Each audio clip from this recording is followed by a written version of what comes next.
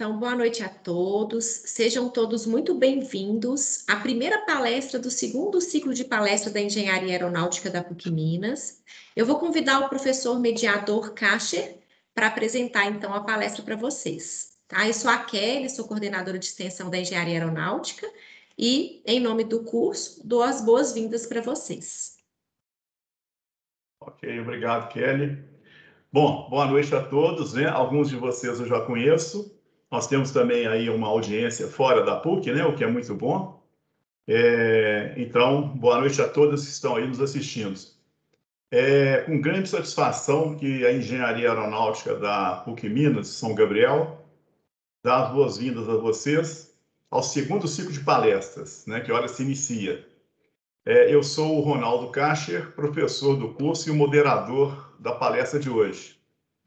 O nosso palestrante convidado é um grande amigo que conheci através de meu filho, Herculano, quando eles ainda eram colegas, né, de colégio. E o comandante Cabral, hoje o comandante Cabral, já sonhava com a aviação, né? O comandante Cabral é um profissional muito experiente que aceitou o nosso convite para participar do evento. E, resumindo rapidamente o currículo, né, do comandante Cabral, ele é piloto de linha aérea, né? Instrutor multimotor, IFR, né? Comandante e examinador credenciado da Latam Brasil, ele é comandante da Latam, né? Opera o Airbus, né? Facilitador do LOT, Line Oriented Flight Training, e do CRM, Corporate Resource Management, né? Ele é instrutor de performance e do PBN, Performance Based Navigation, que é exatamente o cerne da palestra dele hoje, né? Ele falará exatamente sobre o PBN, que é um assunto ainda relativamente novo, né, e pouco conhecido.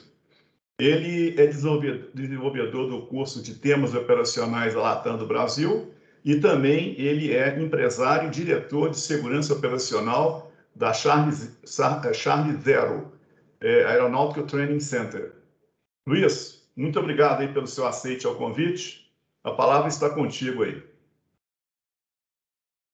Boa noite a todos, boa noite aos alunos, né, em primeiro lugar, aos colegas e entusiastas que estão acompanhando aí também a palestra, professora Kelly e professor Kasher, meu grande amigo Ronaldo, que, né, acompanhou toda essa carreira aí desde o início, literalmente, né, Ronaldo? Então, você foi um grande apoiador e influenciador aí para que eu chegasse a tudo isso. Então, todas aquelas nossas conversas, quando eu perguntava, Ronaldo, você acha que eu devo fazer uma pós-graduação, um mestrado? Ele era o primeiro a falar que sim.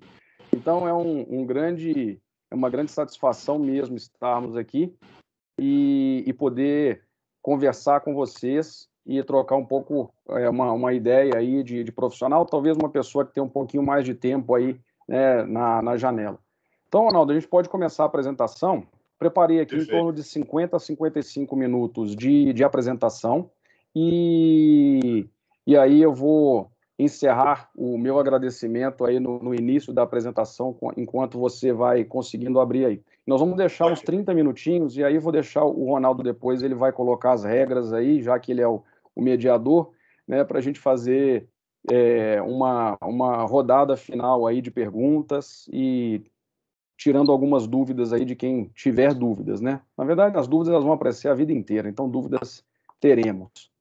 Então, eu queria, começando aí, enquanto você abre a apresentação, Ronaldo, agradecer a PUC Minas.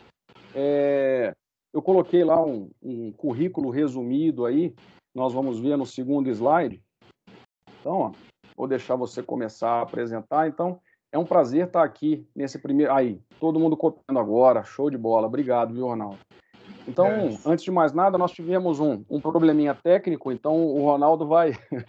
o professor vai passando de lá e eu vou pedindo para ele passar adiante.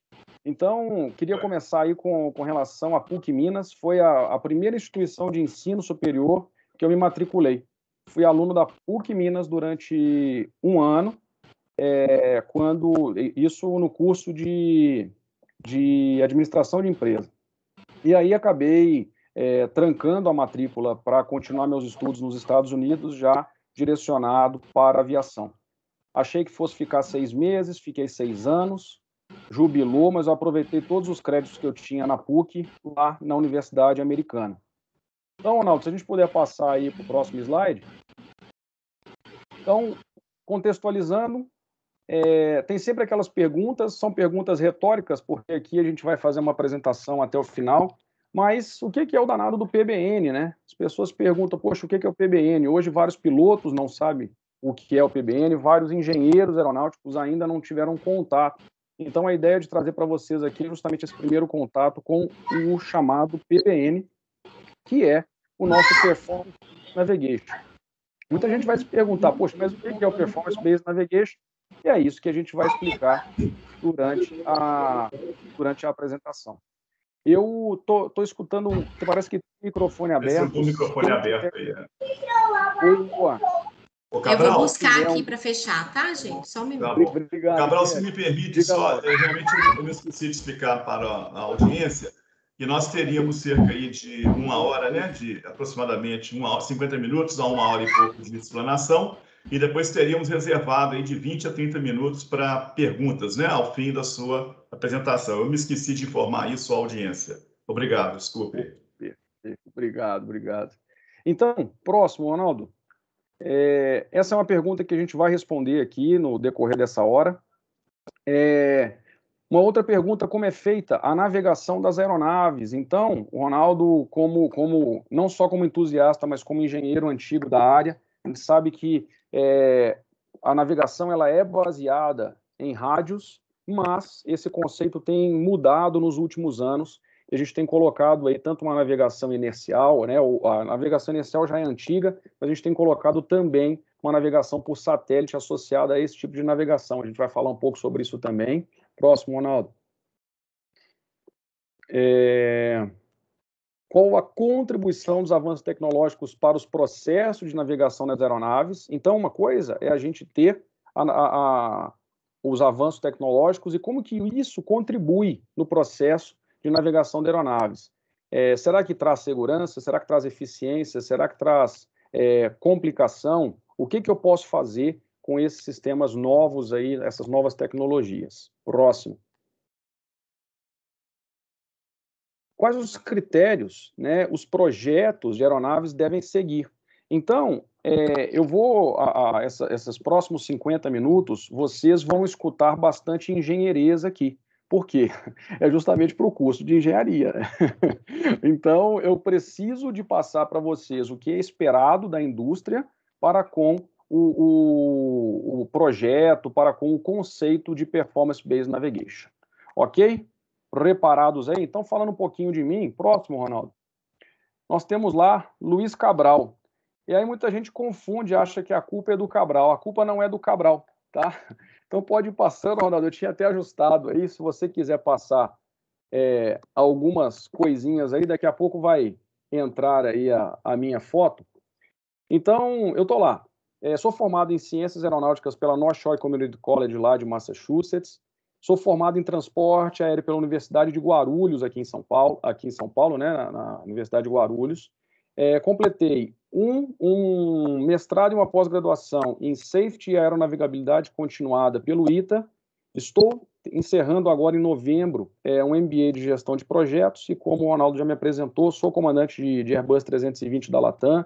Passei um tempo na ABRAPAC, que é uma associação de pilotos da aviação civil, como diretor técnico de pesquisa e ensino.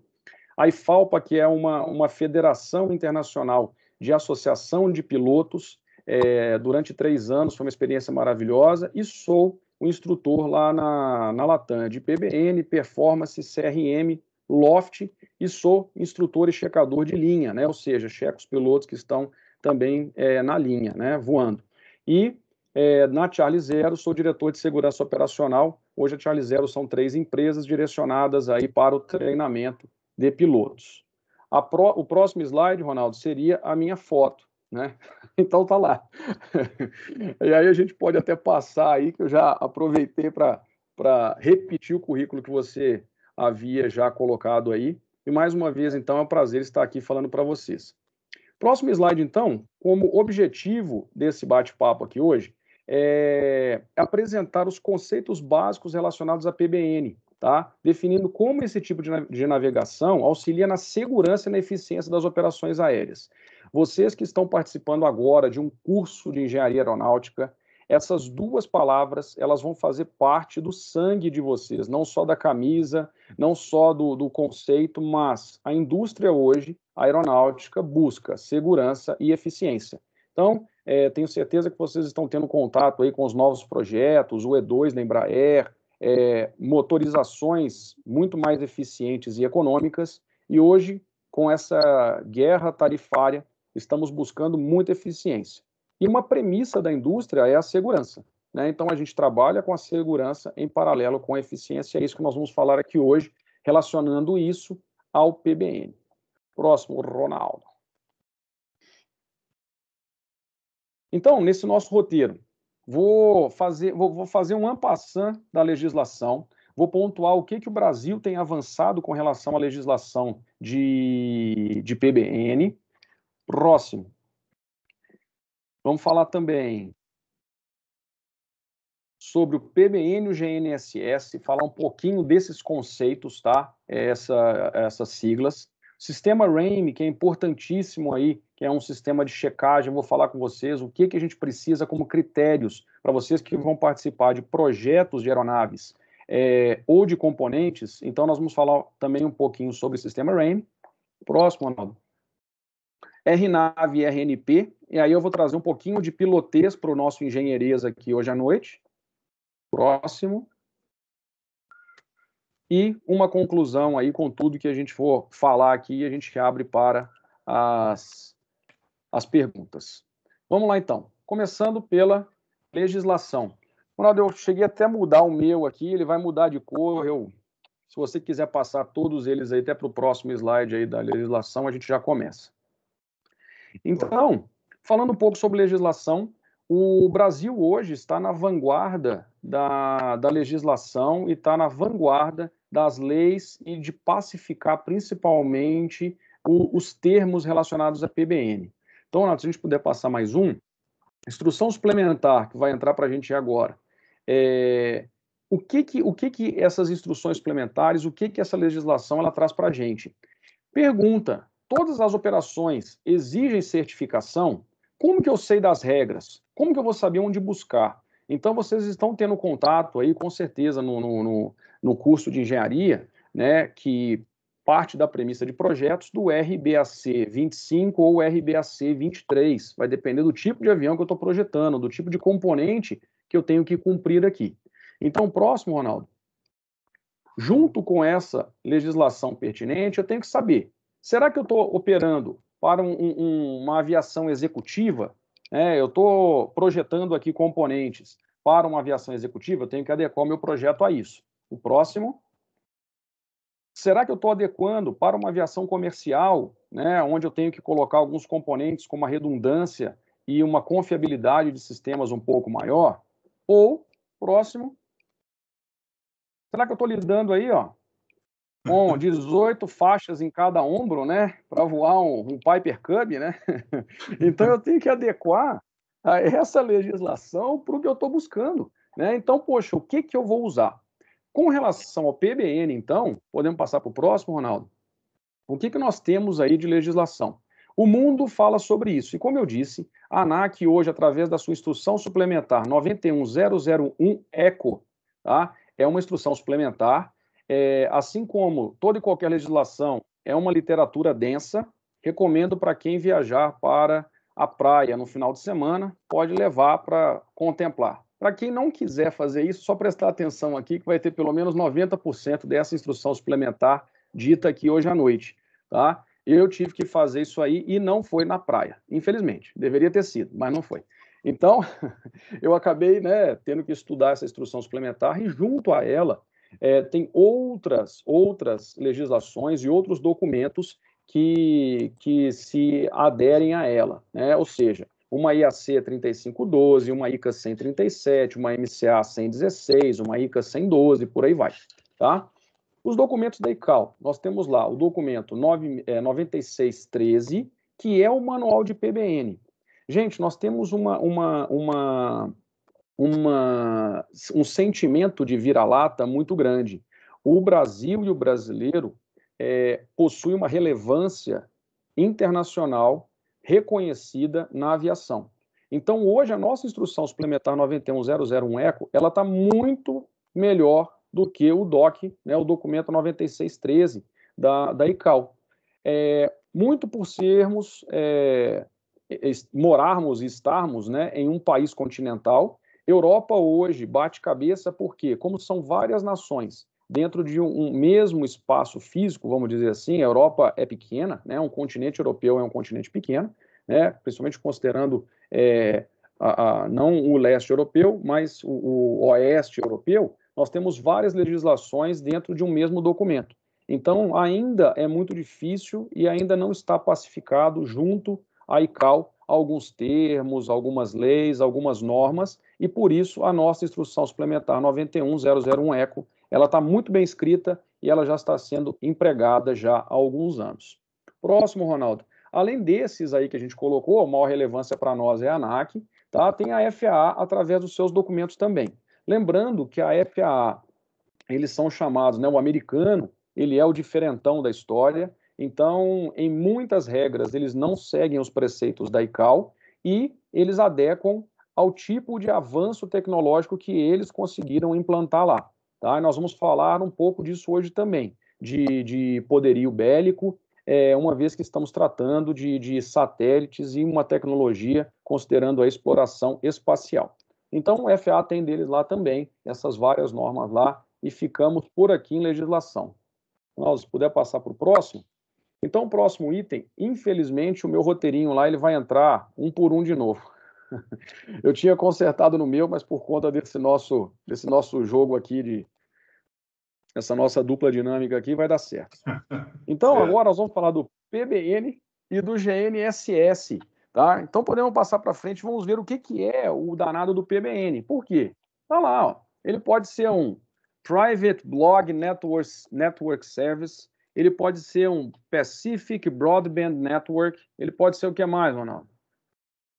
Ele pode ser lá um Canon Business Network, apareceu até um I Love PBN, tá? Eu esqueci de colocar a referência lá embaixo, tá? Mas assim, o que é então o PBN? A gente traduziu aqui no início como Performance Based Navigation, mas vamos traduzir isso melhor agora, porque não adianta só eu falar inglês, eu tenho que entender cada termo. Então, podemos ir para o próximo? Então, considerando o que é o PBN e o GNSS. Esse termo GNSS, ele veio para adequar e ele está dentro do guarda-chuva do PBN. Então, quando eu falo em navegação baseada em performance, o que eu quero dizer com isso? Tenho o danado do GNSS, que é o tal do Global Navigation Satellite System Worldwide. O que isso significa? Significa que eu tenho, nesse primeiro momento, tá, que eu estou falando aqui, 4 constelações de satélites que eles estão lá em cima. Podem ser satélites geoestacionários ou podem ser satélites com uma órbita pré-determinada. Tá? Quando eu digo que é o geoestacionário, são aqueles satélites que estão sempre olhando para o mesmo lugar. E temos os satélites que estão em órbita, né? Eles estão girando, né, vamos dizer assim, mais rápido do que a velocidade linear da superfície da Terra. Vocês que são engenheiros, eu posso falar isso. Quando eu falo isso em grupo de pilotos, e tem vários pilotos assistindo aí, né, o pessoal acaba ficando meio sem rumo, tá? Mas é um pouquinho de física também na nossa história, eu gosto disso. Então, vamos lá, nós temos aqui essas 4 constelações de satélites. Uma americana é chamada de GPS. Então, o sistema americano é o GPS. Então, quando lá atrás existia só o sistema americano, ou quando ele era o mais popular, nós chamávamos tudo de GPS. Hoje, a gente começa a chamar de GNSS, ou seja, é um sistema de navegação global. Eu posso estar utilizando um equipamento que usa a constelação europeia, que é a Galileu, ou a chinesa, que é a Compass. Na verdade, a constelação chinesa só os chineses usam, né? E o que é muito comum aqui também para nós ocidentais, o GLONASS. O GLONASS, ele é uma concessionária de investimentos russos e indianos que lançou também um sistema de constelação aí de satélites. Então, até pouco tempo atrás, nós temos aí essas 4 constelações de satélites. Existe, nesse momento, uma tendência de termos outras constelações de satélites e outros equipamentos utilizando essas constelações, né? Então, nós estamos acompanhando aí algumas empresas privadas, né? A gente pode citar aí a SpaceX, a Amazon, né? Todas elas nessa busca por uma hegemonia também espacial. Mas se a gente puder passar para frente, eu acho que eu coloquei alguma coisa escrita aqui do lado. Tá bom, então o que é o PBN? Veio a pergunta, e aí vem a pergunta, será que PBN é a mesma coisa que GPS? Opa! E o que é o tal do RNAV, que é o radio, que é a navegação diária, Area Navigation, né? E o GNSS. Então, eu expliquei o que é o GNSS. Nós vamos começar agora a lidar com essas nomenclaturas. Então, o GNSS está dentro do PBN, dentro do guarda-chuva do PBN, tá? Que é uma nomenclatura que está dentro dessa maior que é a PBN. E o GPS, como a gente acabou de ver, seria o sistema americano de navegação por satélites. Ele preconiza, então, os satélites e o sistema embarcado. A gente vai falar um pouquinho disso daqui a pouco. Próximo aí, Ronaldo. Eu gosto de fazer uma interação com o pessoal, é bom quando é monólogo, porque eu vou perguntar e eu mesmo vou responder. Tá todo mundo entendendo? E aí eu continuo, né? Mas tá indo, né, Ronaldo? Tá dando para entender aqui, né? Isso, tá, sem dúvida, tá indo bem, muito bem. Muito bom. O que preconiza, então, dentro das normas de um PBN? Opa, Alessandra, obrigado, Alessandra, esse feedback é importante. Quem quiser escrever, eu vou estar lendo também, tá? Então, o que nós temos aqui com relação a premissas do RNAV? Então, o RNAV, ele é agora uma navegação diária, tá? E eu tenho ali, dentro de um RNAV ou de um RNP, e eu vou falar um pouco sobre a diferença deles, tá? Eu tenho alguns critérios eu tenho, quando eu falo que eu tenho, agora eu vou mudar a minha cabeça de ser humano para ser humano que voa um equipamento mais pesado que o ar, que é o avião. Então, dentro das rotas RNAV, dentro das rotas GNSS, o avião ele vai ter que manter o eixo daquela rota dele, né, que para nós pilotos é chamado de aerovia, 95% do tempo dentro do que aquela rota é certificada. Então, hoje, as nossas estradas aéreas, para muitos que não sabiam que lá em cima tem estradas, temos várias estradas. Essas estradas elas são certificadas pelo Departamento de Navegação Aérea, né, junto com outros órgãos reguladores e outros órgãos responsáveis. Então, nós temos lá, eventualmente, uma dessas estradas, que ela é considerada RNAV1 ou RNP1, é esperado que a aeronave, através dos seus pilotos, permaneça 95% do tempo dentro daquela certificação. O que eu quero dizer como certificação? O número que vem ao lado da sigla é a quantidade de milhas que eu posso me afastar do eixo daquela estrada. Então, uma rota que é RNAV1 ou RNP1, eu posso me afastar 1 milha à esquerda ou à direita daquela rota e eu ainda estou dentro da estrada. Então, isso é interessante porque muita gente não sabe disso. E isso é um dos critérios para que a gente possa falar de PBN, de GNSS e de certificação. Tá? Então, esse gráfico ele mostra aí tanto a parte de RNAV quanto RNP, e eu vou diferenciá-los daqui a pouco, tá? E a gente tem que manter, então, o eixo da rota. Nossa, se a gente puder passar para frente, eu acho que eu coloquei alguma coisa escrita aí também. Aí. O GNSS é o tal do Global Navigation Satellite System, que a gente já falou, pela ICAO. Como que ele define isso? Sistema de posicionamento composto por um ou mais sistemas de navegação por satélite. Olha que interessante. Então, até alguns anos atrás, chamávamos de GPS. O procedimento de aproximação ou todos os documentos no mundo estavam escritos como GPS. Isso colocava o russo, por exemplo, fora do jogo. Por quê? Se uma autoridade brasileira ou uma autoridade europeia escreve GPS no sistema dele, ele tem lá os aviões deles, tanto os Liuches quanto os Antonovs da vida, embarcados com o sistema GLONASS. Se eu coloco que o sistema GPS está certificado, isso eu acabo excluindo os que utilizam sistemas de outras constelações.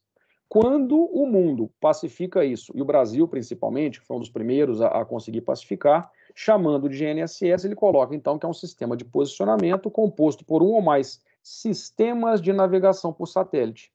Quem gosta de correr tem os relógios Garmin. Os relógios Garmin, você tem a opção de usar o sistema GPS americano ou o sistema e também o sistema GLONASS russo, tá? Então, dependendo de onde você está praticando a sua atividade física, você pode aumentar a sua capacidade de navegação de um simples relógio, fazendo com que ele utilize também o sistema de constelação russo e indiano.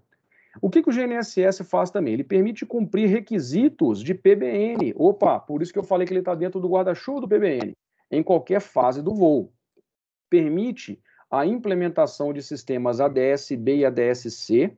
Esses dois sistemas são sistemas de navegação onde você não precisa de um radar para saber a posição específica daquela aeronave. E você pode, inclusive, trocar informações de voo com uma base fixa, tá? Então, o avião ele pode trocar através de texto, tá? É um SMS, né? Eu ia fazer uma brincadeira com o que a gente está vivendo hoje, mas eu não vou nem polemizar, né?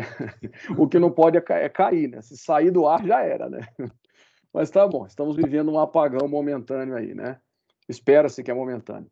O Moving Map Display, então, olha só, para vocês projetistas hoje, né, engenheiros aeronáuticos que estão desenvolvendo um componente interno, vocês vão ter que ter uma consciência de PBN agora. Boa, agora pronto, André, você acabou com a minha palestra, ele falou que voltou o WhatsApp, viu, gente? Mas não tem problema não, depois vocês checam, tá? Obrigado, André. Checa depois. Boa. Exato.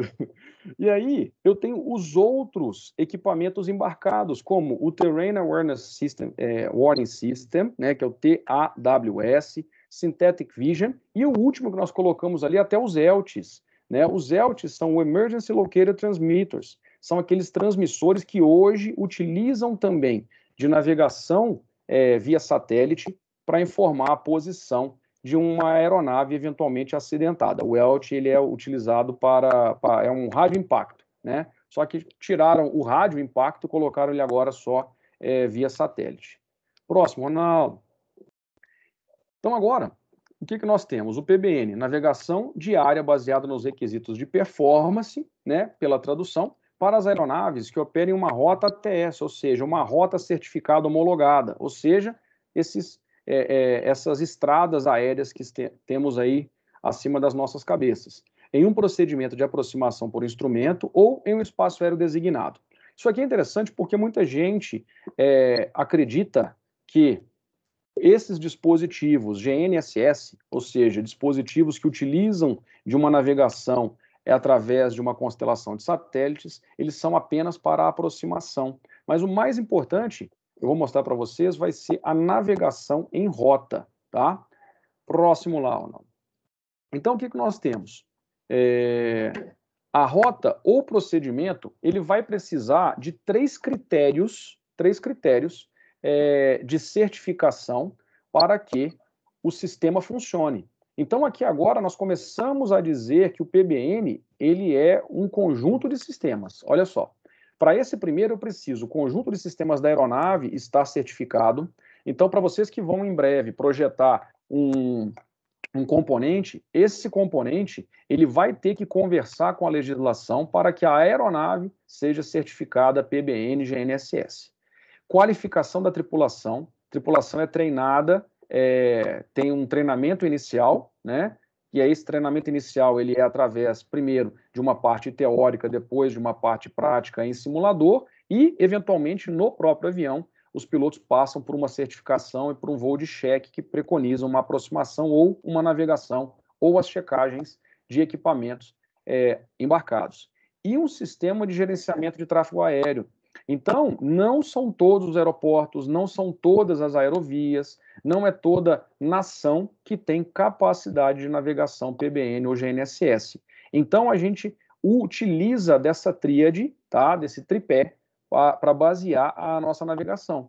Hoje, tá? No Brasil, algumas aeronaves da aviação comercial ainda voam sem essa certificação, então eles sofrem com uma dificuldade maior, e a aviação geral e executiva, tá? Que são aeronaves menores, já estão tendo que mudar, fazer upgrades. E aí, até com relação à empregabilidade, fica um hashtag, fica a dica aí para todos os alunos, porque a indústria está contratando muitos engenheiros e técnicos para assinar projetos de upgrade de aeronaves e certificação. Então, quem entende disso aqui acaba conseguindo se colocar no mercado. Então, para quem está pensando aí num TCC, talvez possa ser um caminho.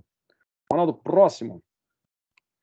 Então, vimos agora a certificação da aeronave, do espaço aéreo e dos pilotos. E aí, eu já utilizei, né, essa imagem aí algumas vezes. Esse é um Garmin, tá? 430 ou 530, esse maior é o 530, tá? Ele só muda o modelo aí, só muda a tela. Esse equipamento, ele começou a ser muito difundido numa aviação geral em aeronaves pequenas, tá? Monomotores e bimotores também, né? Turbohélice, mas é um equipamento muito está sendo muito empregado na aviação geral, tá? E na aviação executiva. Então, muitas pessoas se perguntam, poxa, mas eu tenho esse equipamento instalado no painel. Qual que é o critério para ter sido certificado esse equipamento? Então, esse equipamento, por mais simples que ele possa parecer, ele passou por uma certificação de precisão, integridade, continuidade, funcionalidade e disponibilidade. Eu não tenho como falar das 5 funções aqui, tá? Eu vou falar de algumas, mas para os mais curiosos, a gente tem como depois passar um material para vocês verem. Mas eu quis trazer isso aqui para vocês porque isso é engenharia pura. Quando você pensa em conceber um equipamento e um componente aeronáutico, você tem que ter como premissa lá no seu escopo do projeto o que aquele componente vai ter que atender com relação a critérios e crivos aí para ser certificado. Então, um equipamento desse aí, que ele é relativamente barato, ele custa aí seus $20 mil hoje, para ser instalado numa aviação menor, ele passa por todo esse crivo também, né? Na aula do próximo, então, vamos falar um pouco sobre essas funções. Uma delas, eu já fiz aqui, dei aquela pitada, e agora a gente entende o porquê que a aeronave vai ter que manter 95% do tempo dela de voo ali dentro, tá? Então ele tem que manter, um dos critérios é a precisão de navegação. E, gente, para quem já teve a oportunidade de voar aí na cabine de comando, as aeronaves na mesma aerovia, elas são separadas por altitudes, né? E eventualmente, nós temos as rotas pares e as rotas ímpares. Então, quando tem uma aeronave, e elas são contrárias. Então, quando tem uma aeronave voando sentido par e uma outra vindo em sentido ímpar, elas cruzam nariz com nariz, né? Claro que com 1000 pés de separação, tá? Então, a precisão, ela é cirúrgica dessa navegação e ela é um dos critérios aí do PBN. Próximo, Ronaldo.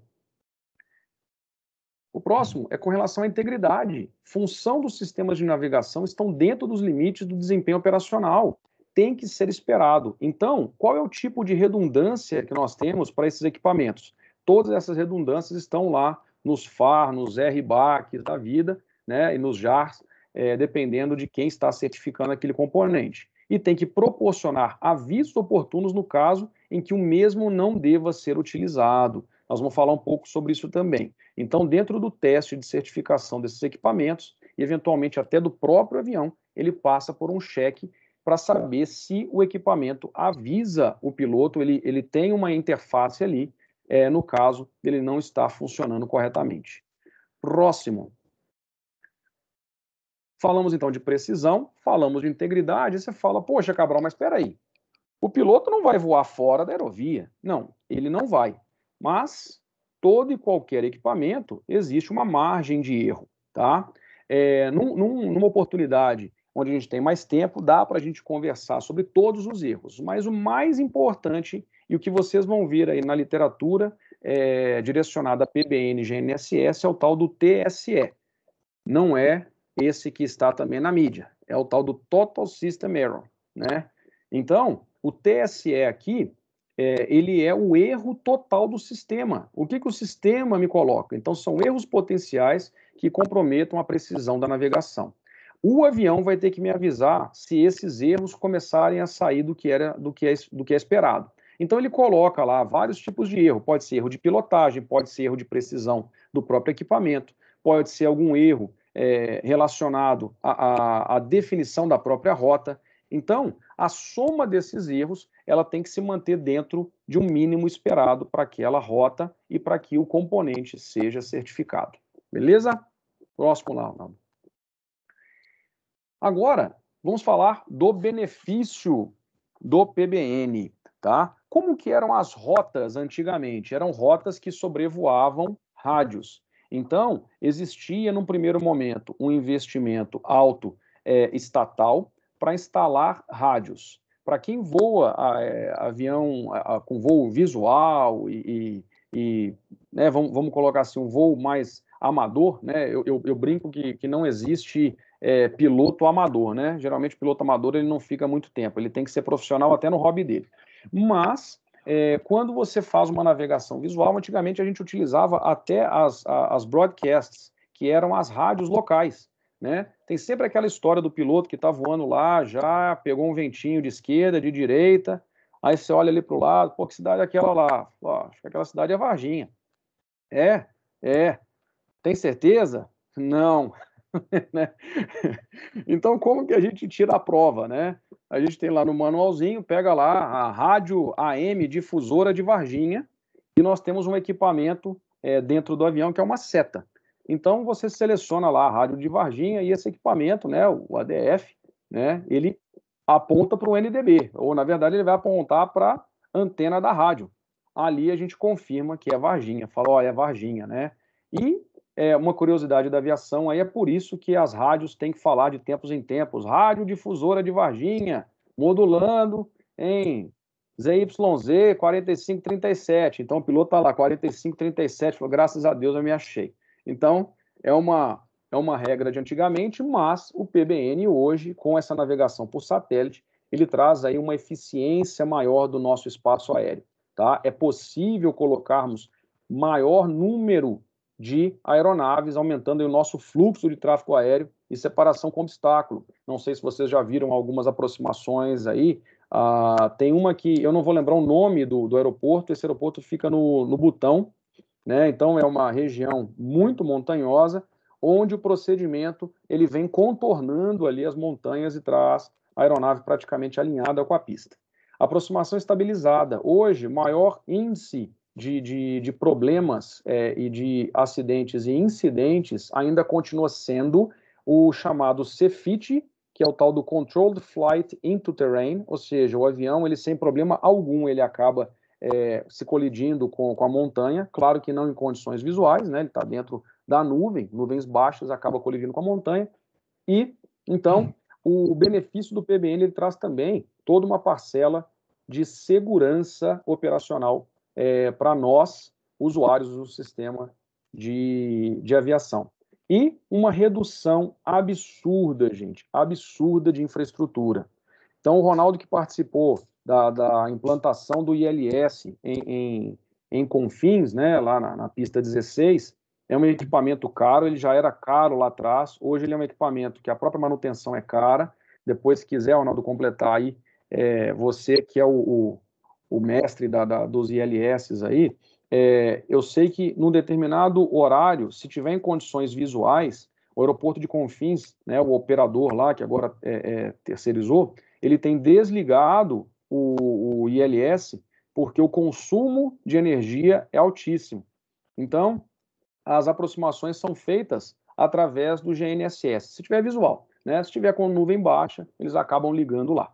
Tá? Não sei se você sabia disso. Depois a gente polemiza juntos. Podemos conversar. Vamos lá, mas vamos lá. Próximo. Então, continuando. no nosso roteiro, vamos falar agora do sistema RAIN. O que é o danado do sistema RAIN? Ele é o chamado Receiver Autonomous Integrity Monitoring System, sistema de monitoramento integrado autônomo. O que ele faz? Gente, hoje quando a gente liga o nosso equipamento do carro, o nosso relógio, ele precisa de 3 satélites, ele precisa de sinal de 3 satélites para ele me dar uma localização. Tá? Essa localização, aquela localização geográfica, tá? Ele vai me dar lá as minhas referências e ele vai saber onde que eu estou na Terra. Com um quarto satélite, além da minha localização, eu consigo também ter a minha altitude. Então, aeronaves precisam de, no mínimo, 4 satélites para se acharem, vamos dizer assim, para falar, opa, estou aqui e eu tenho a informação de onde eu estou, né? Próximo, Ronaldo. Aí, o que acontece? Poxa, para que a gente possa ter um sistema fidedigno, tá? Eu preciso de mais do que 4 para navegar. Poxa, eu vou colocar uma aeronave, né, com capacidade de 200 passageiros para voar e levando a vida mais importante, né, que é a minha, dentro. Poxa, peraí, eu queria que ele fosse um pouco mais redundante. Então, a indústria coloca aí dentro dos sistemas de navegação, esse sistema RAIN, que ele puxa também um 5º satélite. Com esse 5º satélite, ele vai ter uma disponibilidade de permitir que ele aplique a função FD, que é o tal do Fault Detector. O que isso significa? Satélites podem apresentar problemas. Satélites americanos podem apresentar problemas propositais, problemas de localização. Então, tudo vai depender, sim, do satélite, se ele tá funcionando, né? E vai depender do nível de alerta que o próprio Estados Unidos está passando naquele momento, porque eles colocam ali alguns erros propositais. Então, nós temos o receptor é capaz de reconhecer a indicação errônea desse satélite, mas ele não indica qual satélite que está em falha. Então, nós viemos com 3 satélites para o nosso relógio, para o nosso carro, funciona bem. 4 satélites, eu passo a ter a informação para a aviação. 5 satélites, eu tenho a função de fault detection. O avião avisa, ele fala, olha, tem satélite defeituoso aí. E com 6 satélites, ele consegue... Boa, Ronaldo, podemos passar para vocês aí. E com 6 satélites, ele é capaz de ter o fault detection e, além disso, o exclusion. Aeronaves da aviação comercial, além de definirem o satélite em pane, ele consegue excluir, ele desconsidera a informação que aquele satélite está mandando para ele, tá? Então, esse faz parte desse sistema RAIN, que é totalmente autônomo e todas as pessoas que estão voando aeronaves aí nesse momento, elas têm que confiar nesse tipo de sistema que está acontecendo lá. Se eu receber uma informação errada do satélite, o avião ele vai excluir. Aí muitos vão me perguntar, quantos satélites ao mesmo tempo provavelmente nós temos informação? Hoje o Brasil, né, estou falando aqui mais do Brasil mesmo, Estados Unidos, é um eixo, as Américas, né, ela faz parte de um eixo muito vigiado por todos, né, principalmente pelo americano. Então, como as aeronaves ocidentais utilizam o sistema de navegação americana, chamado GPS, né, nós somos vigiados por eles. Nós temos aí uma média de 12 a 15 satélites olhando para nós ao mesmo tempo, tá? Então, esse tipo de função, existe toda uma checagem antes da aeronave decolar, tá? A gente joga num software para saber se vai ter a continuidade do sistema até o pouso do avião, tá? Mas fiquem tranquilos porque teremos voando no Brasil, na América Central, América do Norte, Europa também, regiões mais isoladas, Alasca, né, África, não tem uma cobertura radar tão ostensiva, tão importante quanto a nossa. Próximo, Ronaldo.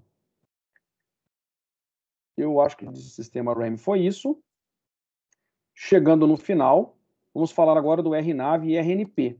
Falei que agora seria o pilotês, não era isso? Então agora eu tenho aqui 2 minutos e 28 segundos para falar sobre o meu RNAV e RNP, brincadeiras à parte, o pilotês é o que eu gosto, né? Então, apesar de eu gostar bastante do engenharias também. Então, Ronaldo, próximo, vamos lá.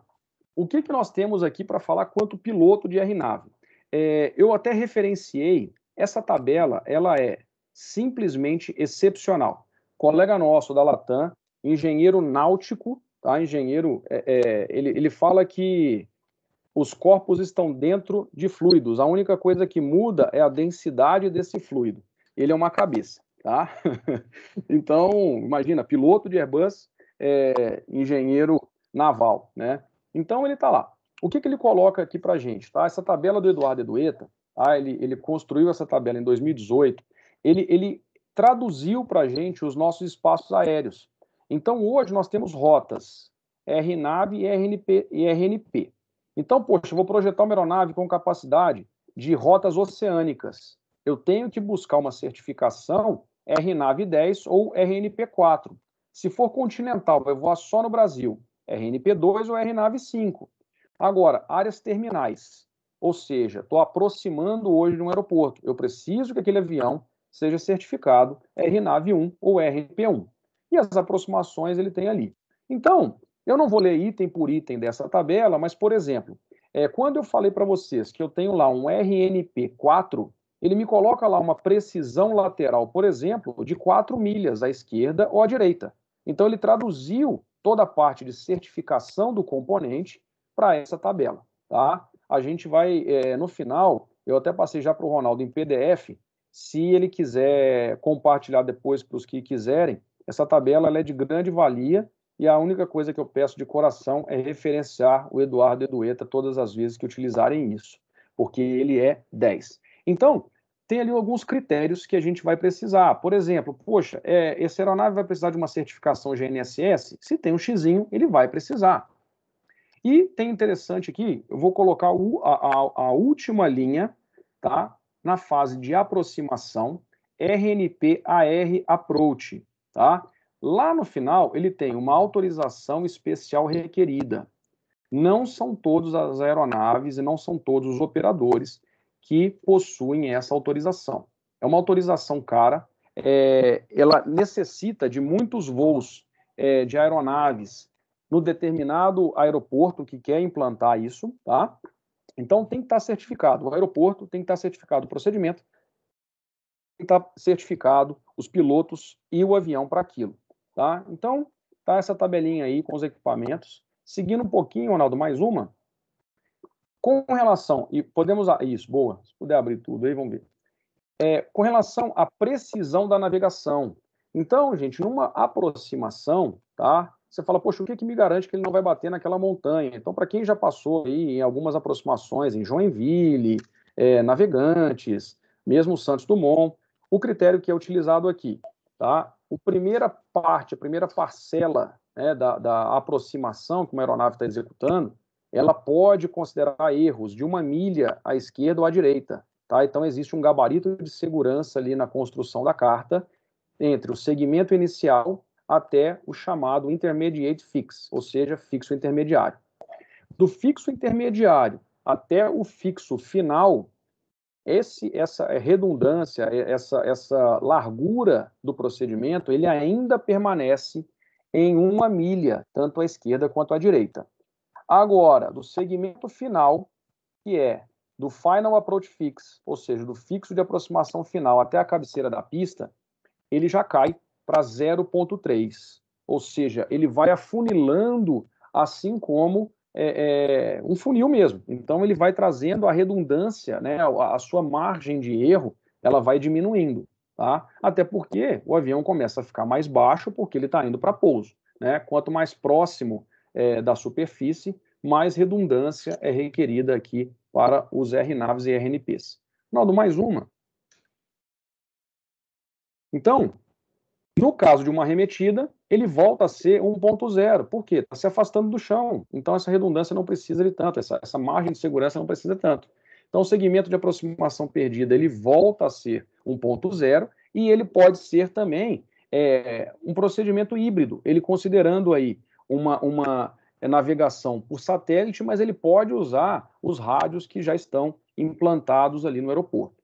As cartas de aproximação por instrumento referenciam os procedimentos RNP Approach como RNAV e GNSS, tá? E aí eu coloquei ali, com exceção do RNP-AR, mas o mais importante é a gente saber, se por acaso vocês estiverem em contato com alguma carta de navegação aérea, de aproximação, vai estar escrito RNAV e GNSS. Está mudando, tá? Mas vamos manter isso aqui que eu acho que deu para entender para quem não é piloto. Próximo, Ronaldo.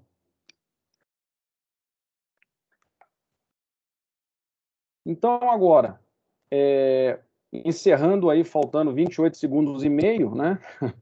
Gente, eu sou metódico com o horário, deu para perceber, né? Então, antes de mais nada, eu queria agradecer a PUC Minas, professora Kelly, professor Cache. É uma oportunidade muito bacana de vir falar para vocês. Espero ter contribuído. E aí, Ronaldo, a gente tem ali uma conclusão, na próxima, né? Qual que era o objetivo aqui de coração? Né? É passar os conceitos de PBN e definindo como esse tipo de navegação auxilia na segurança e na eficiência das operações. A importância do entendimento para vocês, engenheiros, sobre navegação aérea é imprescindível, porque vocês vão estar desenvolvendo equipamentos, vocês vão estar desenvolvendo componentes ligados a isso. A indústria hoje busca essas duas coisas que eu falei para vocês, eficiência e segurança. Então, não tem avião inseguro e quanto mais eficiente for esse avião, tá, esse componente, esse motor, essa asa, melhor vai ser para o patrão que nós estaremos trabalhando. Né? A utilização dos critérios estabelecidos pelas autoridades aeronáuticas. Tudo tem critério. Existe forma de mudar os documentos oficiais? Sim. Por isso que nós estamos aqui no mundo acadêmico, estudando para justamente mudar a legislação, tá? E fazer com que eles também, eles querem isso, tá? Porque lá tem pessoas muito boas, né, na ANAC e em outros órgãos de certificação, mas eles precisam da nossa força aqui também para ajudá-los. E a interface dos equipamentos com a operação dos pilotos, a ergonomia que a gente falou aqui. Então, gente, essa interface ela é imprescindível. Quando a gente coloca um display colorido, quando coloca um botão onde ele acende uma luz magenta, ou uma laranja, ou uma amarela, ou uma vermelha, tudo isso faz parte. Então, tenham isso em mente para todo componente que vocês estiverem participando, todo projeto que vocês estiverem fazendo parte, pensem nessa ergonomia com os pilotos, porque a segurança ela está pautada também em ergonomia. Mas acho que tem mais um item aí. Sim. Tem. Você sabe que eu gosto de coisa par. Não sei por quê. Aí eu sempre coloco 2 ou 4. E queria deixar aqui, então, para vocês esse carinho de um entusiasta, de um apaixonado pela aviação, incondicional.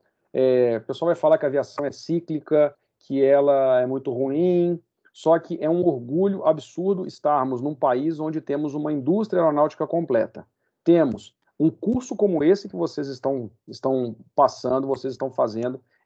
Tenho certeza que no mundo é muito difícil achar um curso de engenharia aeronáutica, é algo muito específico, e ele só tem aqui no país porque somos desenvolvedores de tecnologia para a aviação. Lembrando que a aviação, o que eu falei aqui até agora, essa aviação tradicional e convencional. Veículos aéreos não tripulados estão entrando aí fortemente dentro do escopo de vocês quanto estudantes de engenharia aeronáutica. Vários componentes aeronáuticos agora, utilizando materiais compósitos, eficiência sendo trazida como um carro-chefe para tomada de decisão em comprar um equipamento ou outro. Então, tenham isso em mente, e a ideia foi passar para vocês exatamente um pouco do que é o PBN e do que está sendo empregado agora na aviação mundial com relação à eficiência e segurança. Gente, muito obrigado pelo espaço, obrigado mesmo pelo convite, e estou aqui disposto a responder as perguntas desde que sejam fáceis, viu, gente? Não faz pergunta difícil, não. Então, tá cheio de amigo aqui já. Eu já vi que já Luiz, nós agradecemos muito aí a clareza, viu, da sua exposição. Você é um professor nato, né? Além de comandante, é um professor nato. Tem muito boa didática. E, inclusive, cumpre os horários, né? Que isso é o mais difícil numa palestra desse tipo, né? Com esse assunto tão complexo. Eu queria abrir agora, eu tenho pergunta que não falta, né, para esse tipo de assunto, mas eu queria abrir agora para assistência aí. Vocês podem, quem tiver alguma pergunta, alguma dúvida a esclarecer, pode, por favor, abrir o microfone, se for melhor. Acho que fica mais prático, né, a própria voz, se for possível, ou se preferir usar o chat, né, também seria possível isso. Algumas perguntas aí. Matheus, excelente palestra, ok.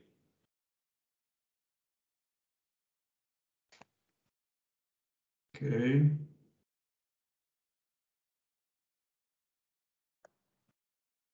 Vamos ver aqui. Professor, posso fazer uma Não, pergunta? posso começar. Por favor. Opa, boa. Em relação a essa, a gente conversou bastante sobre a localização de um avião, 15 satélites, 12, 6 satélites, mas é engraçado pensar que no voo da Malásia, que sumiu, o piloto conseguiu desativar toda a localização do avião.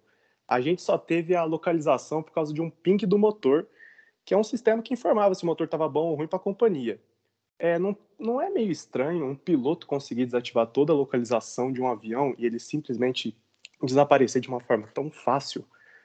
Falando que a gente está com 200 passageiros ali carregando, são muitas vidas. Tá brincando mais que um médico ali de matar as pessoas. Então não é um setor assim de risco tão fácil desativar a localização? Olha só, falei, olha a riqueza. É Vitor, não é isso? Vitor, vamos lá, interessantíssima a sua pergunta. Eu vou começar do trás para frente.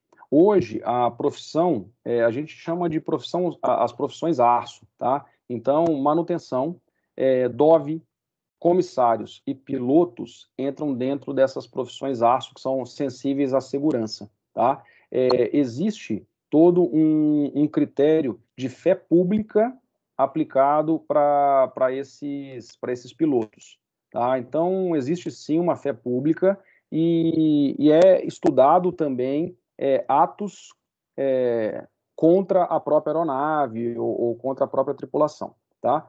Não só esse caso, mas outros casos fizeram com que hoje, para um dos pilotos saírem da cabine, uma terceira pessoa da tripulação tem que ficar a bordo. Tá? Então, para quem viajou nos últimos tempos, aí, nos últimos anos, vocês vão ver que para um piloto ir ao toalete, ele tem que pedir para um dos comissários vir na cabine. Respondendo com relação à localização, não só esses sistemas todos que a gente viu, tá? Mas o avião, ele é todo monitorado. O 777, que é uma aeronave que foi a aeronave do Malaysia, é uma aeronave toda monitorada e o PIN que eles acharam do motor é porque realmente aquilo ali é muito avançado e muito monitorado. O acidente que é muito ruim a gente falar de acidente sem conclusão, né? Mas pelo que eles já sabem até agora, esse avião ele voou muito baixo e ele se afastou muito para dentro do mar. Então acaba não tendo o contato. Lembrando que os satélites, eles são dispositivos passivos. Eles são meio que um espelho. Eles recebem a informação e já retransmitem. Eles não guardam informação. Então, por questão de peso, por questão da própria tecnologia, eles não vão guardar muita informação. Eles não têm capacidade de armazenamento de informação lá em cima. Então, foi chegando um tempo que ele parou de trocar informação com satélites. Ele conseguiu, eventualmente, desligar o que ele podia, tá? E foi isso. Parece que as informações não tem porque conseguiu, né? Conseguiu não ter essas informações. Hoje, se eu tenho uma pane no Airbus 320, a empresa fica sabendo em tempo real. Questão de segundos, eles já sabem qual é o componente com defeito ou que apresentou um erro de indicação naquele avião. Tá? Hoje a empresa tem isso. Respondi ou enrolei? Na verdade, né, Luiz, a indústria aeronáutica aprende muito com os acidentes, né? A evolução da segurança, né? Inclusive essa monitoração em tempo real, né, que você se referiu aí, de forma satelital, né? Isso evoluiu muito de lá para cá, né? Desde a Malaysia até agora, sempre realimenta a indústria, né? E a tecnologia para aumentar a segurança, né? O Matheus está perguntando aqui, está aqui no chat, excelente palestra, obrigado, Luiz. Pode-se dizer, isso é uma dúvida recorrente, viu? Pode-se dizer, opa, agora perdi aqui. Tá aqui. Achei aqui, Ronaldo, ó, achei o dele aqui, ó, que o RNAV, RNP e o RAIN... Isso. Uma confusão de sopa de são letrinhas. operações do tipo... Boa, perfeito. Isso, Ronaldo, olha que bacana a pergunta do Matheus. Matheus, obrigado pela pergunta também. Essa sopa de letrinhas que o Ronaldo acabou de colocar, ela é importante. Então, nós temos aqui o PBN, ele é aquele guarda-chuva grande, tá? Abaixo desse guarda-chuva, nós temos todas esses acrônimos e essa sopa de letrinha. Então, na questão do PBN, olha só, nós temos o Performance Based Navigation, navegação baseada em performance. São vários documentos e vários critérios para fazer com que aquilo aconteça, tá? Então, você tem um RNP, que é um tipo de navegação, que ele é uma navegação PBN. Você tem um check RAIN, um equipamento embarcado, que ele faz parte, sim, do PBN. E você tem o RNAV, que é também um tipo de navegação, uma rota, né, as rotas RNAV ou capacidade de aeronave RNAV. Eu só vou aproveitar a sua pergunta. Então, tudo isso está dentro do PBN. Por isso que eu falei, uma aula inicial de PBN, ela é uma aula de 8 horas, tá? Para quem está ingressando numa companhia aérea como copiloto na aeronave grande. Eu gostaria de aproveitar a pergunta para separar o RNAV do RNP. Olha só, eu não tive a oportunidade de colocar na apresentação, mas sistemas de navegação mais antigos, tá? Como inercial e sistema de navegação por rádio, utilizando VOR, DME, e eu vou colocar só esses dois, tá, Ronaldo? Vou colocar só esses dois. Eu vou tirar o ADF, tadinho, esse já caiu em desuso. Mas, hoje, uma certificação de uma aeronave RNAV, eu não preciso de GPS nela. Por isso que naquela tabela do Eduardo Edueta, vocês vão ver que, por exemplo, uma rota oceânica, ela é RNAV 10. Ou seja, eu posso me afastar à esquerda ou à direita da rota 10 milhas, tá? Então, boa, o Ronaldo vai ter que colocar de volta lá para a gente. Então, ó, vocês vão ver ali na primeira linha, ó, é um RNAV 10. A precisão lateral é de 10 milhas, tanto à esquerda quanto à direita da rota. E aí, quando eu utilizo uma rota também oceânica que utiliza satélite, ela passa a ser RNP4. Ou seja, minha precisão de esquerda ou direita da rota é de 4 milhas. Vocês vão ver ali na linha do GNSS, só tem um xizinho no RNP4.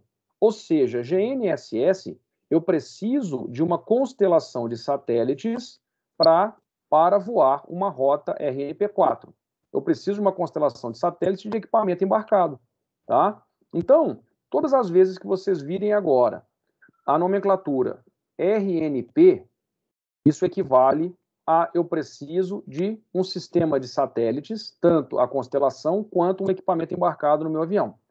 Quando eu tenho um RNAV, eu posso ter, por exemplo, um 727, tá, daqueles antigos, voando por navegação inercial e rádio.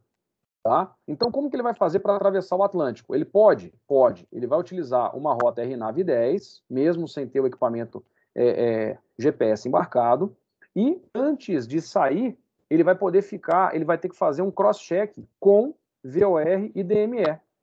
Tá? Então, ele faz aquele primeiro cross-check de VOR e DME para ter certeza que ele tem aquela localização e ele vai seguir apenas com Tá lá, exatamente, ó, tá lá, Ronaldo, você colocou limite de tempo sem update. Então, ele vai ter que pegar o manual do avião e vai ver quanto tempo ele vai ficar sem esse update. Então, por exemplo, para um cruzamento do Atlântico, eles vão checar ali em Mossoró, geralmente é a saída para a Europa, tá? Mossoró tem um VOR e DME. Então, é aquela checagem. Vai voar mais um pouquinho, a última checagem vai acontecer ali 50 milhas para dentro do mar. Pronto, checou. Próximo agora. Eu posso ficar, no manual do Boeing, se não me engano, é 6 horas e 20 minutos, alguma coisa assim, tá? E aí vai depender de cada equipamento. Mas ele começa a fazer a travessia do Atlântico. E aí, quando ele estiver passando a Fernando de Noronha, lá também tem um VOR Noronha. Então, ele vai fazer ali uma outra atualização. Continua. Agora ele vai lá para Las Palmas, né? Tá lá até o vulcão. Se tiver que fazer o desvio do vulcão, já começa a ficar difícil, né? Que a gente tem as cinzas vulcânicas que afetam bastante. Mas ele vai fazer uma outra atualização. Então, até para essas rotas de cruzamento de Atlântico, eventualmente vai limitar um pouco, tá? Então, essa é a grande diferença entre a nomenclatura RNP e RNAV. Então, o RNP, ele utiliza de GPS, né, de satélite, o RNAV não necessariamente. Uhum. Uma pergunta que tem a ver com isso, Luiz, também é recorrente, é a seguinte: como é que a aeronave sabe que ela está mantendo os limites, digamos, de 1 milha náutica, né, para direita, para estibordo e bombordo? No RNP1, por exemplo, como é que ele sabe que está dentro dos 95%? É por informação do ATC? Opa, boa, Ronaldo. Então, Porque o que senão ele fica acontece? sem referência, né? Ele fica sem referência. Ou seja, vamos lá, o avião ele vai ter que informar. Então, a aviação comercial, aviação executiva, aviões já mais modernos, eles vão ter 2, 3 sistemas de navegação. Então, o que vai acontecer? Se um deles começa a mostrar que está muito fora, eventualmente aquele equipamento está com defeito. E aí, o avião ele avisa. Então, no caso do Airbus, tá? Nós temos lá o FMS, né? O Flight Management System. E aí, ele vai colocar o FMS1 disagree com o FM2. O FMS2 disagree com o FM3. Tá? FMS3. Então, ele vai colocar quando tem uma discrepância muito grande, uma disparidade de números ali muito grande, né? E eu não vou lembrar qual que é essa diferença, pode ser de 0,7 de milha, talvez, de diferença, ele já começa a avisar. Ele fala, ó, o 1 está diferente do 3. Então, qual que está errado? Aí, geralmente, você busca lá para saber qual dos dois qual dos 3, né? Então, geralmente, 2 estão marcando correto e 1 tá indicando, tá com uma indicação errônea. É a redundância que dá essa garantia, então, né? Redundância de campanha de navegação. E até completando com o que você está falando, hoje os controladores de tráfego aéreo são os nossos grandes anjos da guarda, os nossos grandes amigos aí, né? Há eventualmente até uma rixazinha, o pessoal brinca muito, mas eu faço parte de um grupo aí de controladores e a gente vê o trabalho, a importância do trabalho deles, né? Então, eles vão avisar. Tanto que, hoje, eles vão avisar por inúmeros motivos, principalmente quando a gente falou de eficiência, as rotas estão muito próximas uma da outra. Então, agora começando aí a temporada de CBs, né, de cumulonimbus, as aeronaves fazem muitos desvios. Então, esses desvios, eles vão ter que ser coordenados com o controle de tráfego aéreo. Até alguns anos atrás, a gente não precisava de uma autorização para desvio. A gente informava o desvio. Hoje, né, já de alguns anos para cá, com o advento da navegação PBN, o desvio meteorológico ele tem que ser autorizado. Tá? Ele não é só solicitado, só informado, ele tem que ser autorizado. Correto. Deixa eu ver se tem mais alguma outra pergunta, que eu tenho mais duas aqui, se houver tempo. Boa noite, ok. Opa, vamos lá. A do Lucas. Boa, essa é a do Lucas. O Lucas, a pergunta do Lucas é boa, né? Grande Cabral, boa noite, sensacional palestra. Apenas uma pergunta. Você acha que a AIC 2121 de aproximações RNP em aeródromo não homologados IFR será benéfica para a segurança do voo, principalmente no contexto de aproximações estabilizadas? Muito, muito. O que nós estamos vendo aí, né? A gente sabe que o Brasil é um país continental, um país continental que tem uma certa dificuldade de conseguir recursos para infraestrutura, né? Talvez isso venha a mudar em algum momento quando derem uma atenção ainda maior para a aviação. Já existe um movimento aí de atenção, sim, de alguns anos para cá. né, com a popularização e com o acesso aí ao transporte aéreo a um número maior de brasileiros. O que acontece, Lucas, hoje no Brasil, muitos aeroportos não têm nenhum tipo de procedimento. Então, o procedimento, quando é colocado um procedimento IFR, RNP, eu acho sim que aumenta muito a segurança, porque é um procedimento testado, experimentado, existe um avião laboratório que faz essas aproximações antes de liberarem para o público em geral, né? Então, existe todo um crivo para que o procedimento seja certificado e homologado. Eu acho que salta demais o nosso nível de segurança, né? E quando a gente fala de uma aviação regional, de uma aviação geral, né, eu acho que esse olhar diferenciado, implantando procedimentos aí Brasil afora, vai aumentar e muito a nossa segurança. Perfeito. Aproveitando esse contexto da pergunta, uma questão curiosa e interessante sobre o ILS, né? Tem mais de 30 anos que eu escuto o fim do ILS. Inclusive, eu fui apresentado na década de 80 ainda ao Microwave Landing System, que iria aposentar o ILS e acabou virando só equipamento militar, em porta-avião, né? Ele permite o glide, você ajustar a rampa, né? Dependendo do tipo de aeronave. Acabou que ele foi aposentado na aviação civil. Você tem conhecimento de uso de Microwave Landing System em algum aeroporto civil? Não existe, né? Não tem. Não tem, Procedimento de Ronaldo, não ILS. tem. Pois é, então eu queria Não. comentar o seguinte, que toda a questão do procedimento não é na aproximação final, né? O ILS é insubstituível para pousar com visibilidade e teto abaixo dos limites, né? Que é a reta final ali, né? Marcador externo. Eu entendo que todo esse procedimento termina no marcador externo, não é mesmo? O procedimento RPN que leva no marcador externo, ele já pega o sinal do localizer, né? Do glide e vai na precisão, né? Olha só, Ronaldo, muito, muito bom você ter colocado isso, e é o que eu falo, né? O que a gente tem numa apresentação de 8 horas aí, dá para a gente explorar um pouquinho mais aqui. Vamos lá, hoje, até pouco tempo atrás, nós tínhamos também os procedimentos de precisão, os chamados Precision Approaches, e hoje, como você muito bem colocou, o ILS é um único da aviação civil em uso, tá? Então, procedimento de precisão, só ILS. Então, o ILS continua sendo um baita de um investimento para aeroportos onde tem um volume e uma necessidade muito grande desse equipamento. Por exemplo, Porto Alegre, Curitiba, Guarulhos, Santiago, né? E aí tem todas aquelas categorias a ponto de permitir até um auto-land, ou seja, um pouso completo da aeronave sem a intervenção do piloto. Tá? Então, só o ILS é capaz de fazer isso. Nós temos o outro procedimento, que é o procedimento de não precisão, que são os Non-Precision Approaches, que são os VORs, né, VOR-DME e os NDBs da vida. Tá? No meio do caminho, ficaram as aproximações RNAV, RNP. Tá? Vamos chamar de RNP agora.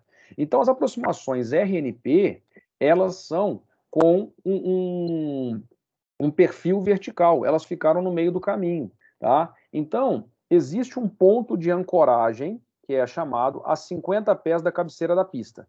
Tá? E o equipamento embarcado, ele traça uma rampa, eventualmente de 3 graus também, de 3 pontos alguma coisa, tá? Até a cabeceira da pista. Só que, geralmente, para pistas que não tem nenhum outro procedimento, o procedimento RNP, o GNSS, ele vai deixar o avião acima do que deixaria um ILS categoria 1, mesmo, ou seja, o mais básico. Tá? O que a gente tem visto são procedimentos de chegada, como Confins, como Pampulha, né, um procedimento de chegada que traz para, eventualmente, um ILS. Então, ele é um procedimento RNP1, que ele é só da chegada, e ele faz com que o avião intercepte um procedimento de precisão. Então, isso tem ficado bem comum no Brasil. Então, Guarulhos tem esse tipo de procedimento. Você chega com navegação GNSS até interceptar um localizador e o glide slope. Tá? Então, você completa interceptando o ILS. Então, apesar de ter um certo nível de precisão, o RNP, né, o GNSS, ele ainda não é um procedimento de precisão. Existem projetos aí de instalação de antenas para diminuir os erros e para aumentar a margem de segurança desses equipamentos, mas ainda não foi instalado no Brasil. O primeiro seria no aeroporto do Galeão, mas existe uma dificuldade por conta de uma anomalia magnética, tá? De campo magnético no Brasil, que interfere a precisão desses equipamentos. E aí, fiz uma visita lá no INPE e eles sabem explicar melhor do que eu, sabe? É muito específico. Compatibilidade eletromagnética é o grande problema, né? Eu sempre falo para os meus alunos que, se você quiser saber o que tem de top em eletrônica aplicada, né? Elétrica aplicada, mecânica, receios materiais, então é pegar uma aeronave nova e destrinchar, né? Ali não entra aventura, no avião não entra aventura, só entra tecnologia testada. E é o melhor que temos, né? Mas o problema da compatibilidade eletromagnética, né, que até é uma área minha de pesquisa, é o grande problema da aviação, né? Encarece muito uma aeronave e ela ficar robusta à interferência, né? Ou é muita eletrônica embarcada, né? Um volume pequeno. Olha aí, ó, tá vendo? Tá vendo? Aí já não fica, aí não é não é. Olha, e até completando, Ronaldo, o Rafa, e aí agora nós estamos falando de aluno, agora você falou dos seus alunos, o Rafa é meu aluno. Ele perguntou com relação ao GBAS, tá? Que ele é um desses equipamentos de aumentação, tá? Que a tradução do augmentation para o português ficou aumentação. Ele está perguntando se seria uma alternativa para o ILS. Rafa, uma vez que sanado o problema, esse problema de eletromagnética que o Ronaldo colocou aí para a gente, uma vez que conseguir sanar esse problema, eu acho que vai ser, sim, uma alternativa para aumentar a precisão das aproximações. E o interessante é que o GBAS, ele sendo instalado no aeroporto do Galeão, ele vai conseguir suprir a necessidade de precisão para o Santos Dumont, para o Galeão e para a base aérea de Santa Cruz. Tá? O projeto preconiza para esses 3 aeroportos a instalação dessa antena apenas no Galeão, mas que elas vão aumentar aí a precisão de todas as aeronaves aproximando para esses 3 aeroportos. Muito bom. Interessante. O Eduardo colocou também, ó. Pô, Eduardo, eu acabei respondendo sem querer. Aí ele colocou, tinha um projeto desse lá de GBAS lá no Galeão. Exatamente. Então é o que eu acabei de colocar, tá? Nós temos uma anomalia, como eu disse, existe uma sensação de vira-lata, um sentimento de vira-lata do brasileiro, mas o brasileiro é muito bom, tá? Nenhuma outra nacionalidade conseguiu ainda sanar esse problema que a gente enfrenta aqui no Brasil, dessa anomalia magnética aí, de campo magnético que a gente encontra no país, tá? É uma região aí que ela varia o tempo inteiro, tá? Então eles não conseguiram desenvolver ainda um sistema que consiga tirar essa anomalia a ponto do GBAS no Galeão ser mais preciso do que as outras aproximações. Tá? Então, até agora, eu sei que eles estavam bem próximos de conseguir. Tá? Não é algo que... E aí passa a ser referência no mundo, né? Então, uma vez que o brasileiro faz, os outros vão lá e contratam o brasileiro para ele trabalhar fora. Correto. Não, interessante. Depois eu vou me informar mais sobre esse projeto. Eu não tenho muito conhecimento do GBAS, não. Perfeito. Senhores, mais alguma pergunta ou colocação? Então, agradecimentos, né? Ok. Bom, eu acredito que nós estamos chegando ao fim, né, do nosso time aí. Nós temos um horário até as 8h30, né? E eu queria, então, agradecer muito aí. Caso há espaço para alguma pergunta, caso haja, ok, senhores? Eu acredito que muitos alunos ficaram assustados com tanta sigla, né, ao mesmo tempo, mas aí vai digerindo devagar isso com o tempo e com a aplicação profissional, né? Eu costumo dizer que o conhecimento técnico ele vem crescendo, o acervo técnico cresce exponencialmente. A nossa vida não cresce tão rápido assim, né? Nossa expectativa de vida. Então, nós temos que realmente ter uma escola, né? Uma universidade, um curso de engenharia, que dê uma visão mais holística, sem aprofundar muito em nenhum assunto em específico. Mas tem que dar uma base para o aluno para que ele consiga caminhar por pernas próprias na vida profissional, né? Tem que dar o V0, o meio de AT2 fica com cada aluno. Então, dentro dessa linha aí, eu acredito que foi muito produtivo. Você conseguiu pegar um assunto complexo, viu, Cabral, e colocar de forma bastante didática, né? Inclusive usando aí os exemplos, né? Foram muito claros. E parte do que você falou, uma pequena parte, de certa forma, quem está cursou radionavegação já tiveram uma noção, sabe, comigo, nos semestres anteriores. Né? Então, muito obrigado, então. Se não houver mais pergunta, nós vamos encerrar esse evento. E, conforme a professora Kelly informou, os que participaram vão receber um certificado, né, de participação, e nós esperamos a presença de vocês nos próximos eventos. Esse foi o primeiro evento, viu, Cabral? O seu da semana, né? Da semana. Então, nós teremos eventos em todos os dias da semana, né? Até a sexta-feira. Muito obrigado, então. Você me autoriza, né, passar para os interessados o PDF da sua palestra, Cabral? Por favor, fica à vontade. Ronaldo, queria agradecer mais uma vez a oportunidade também. Você falou algo muito importante aí, que é uma visão holística. A gente sabe que o mundo acadêmico ele precisa de eventos como esse, né, que vocês estão promovendo, para trazer um pouco mais da realidade do mercado de trabalho, o que a gente encontra lá fora, né, fora do mundo acadêmico, para que a gente possa aplicar. Né? Então fica aquela, né, o parabéns aqui pela iniciativa mesmo, de coração. Fico super feliz de ter esse encontro, o meu retorno à PUC, né, depois de 20 e poucos anos. Meu retorno à PUC foi de uma forma remota, né, foi daqui de Guarulhos, mas foi de coração. Muito obrigado mesmo a todos que acompanharam até agora, e é isso aí. Ok, gente, boa noite a todos, então. Até breve.